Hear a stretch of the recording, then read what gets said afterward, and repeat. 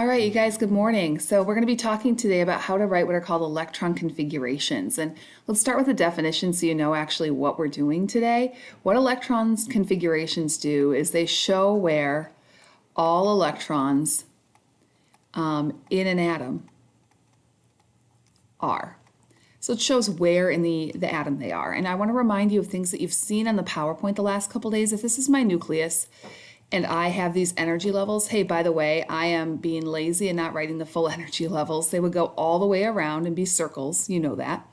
This is energy level 1. This is energy level 2, 3, and 4.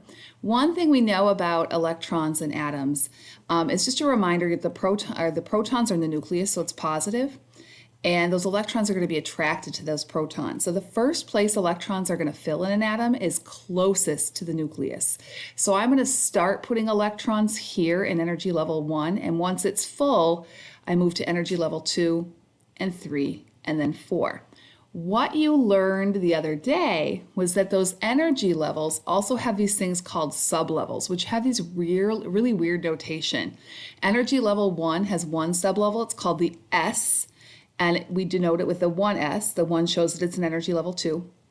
Energy level 2, do you see how it's a little bit bigger? Has two sublevels, an S, and then it has a P. 3 is bigger yet. Notice how much bigger that circle would be. It has an S, a P, and a D.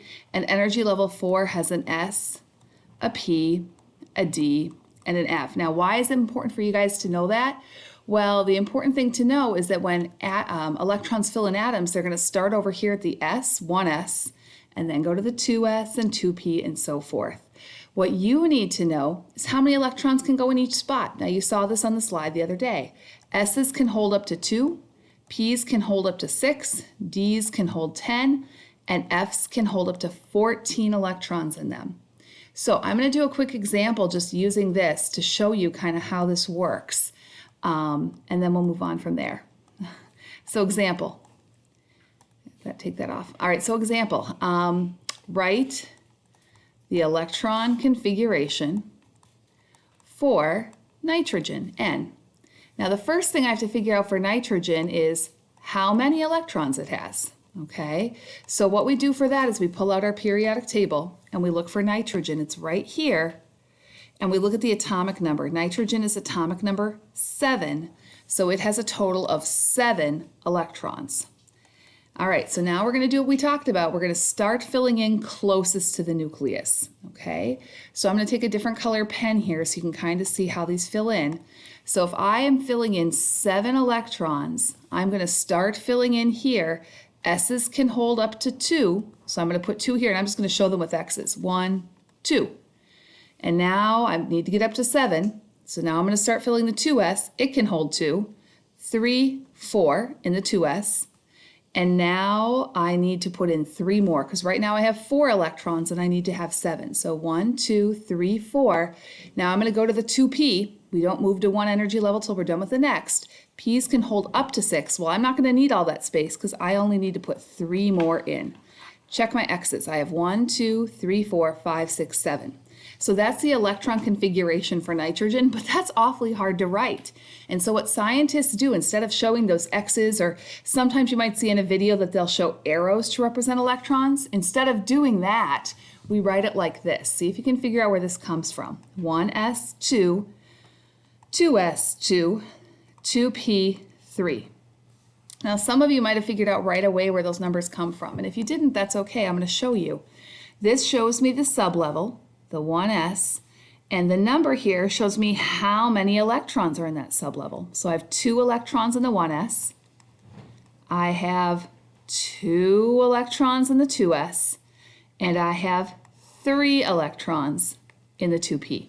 So the electron configuration for nitrogen is 1s2, 2s2, 2p3.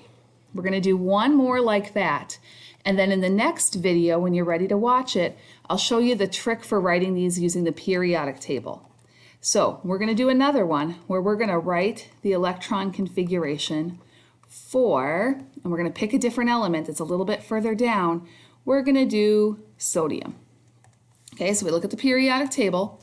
Sodium is right here, and it has 11 total electrons. So 11 electrons. All right, now I have the luxury of hopefully being able to erase some of these things without erasing everything.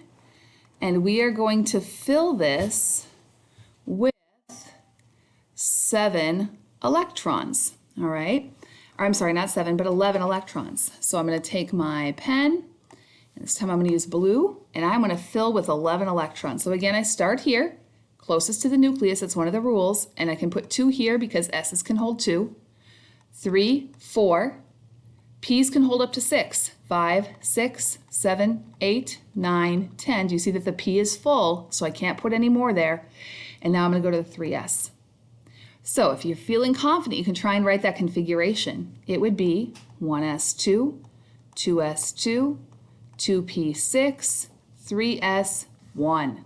And again, where I get those numbers from is from how many electrons are in each of those what are called sublevels. So 2s has 2, 2p has 6, if you notice, and 3s has 1. So that is how you write an electron configuration. Now, don't go too far in your packet because the next video I'm actually going to show you how to do this using the periodic table.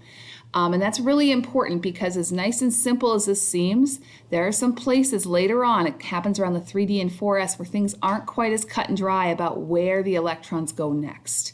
So don't do any homework in your packet quite yet. When you're ready, watch the next video and I'll show you how to write electron configurations using the periodic table. Thanks for listening.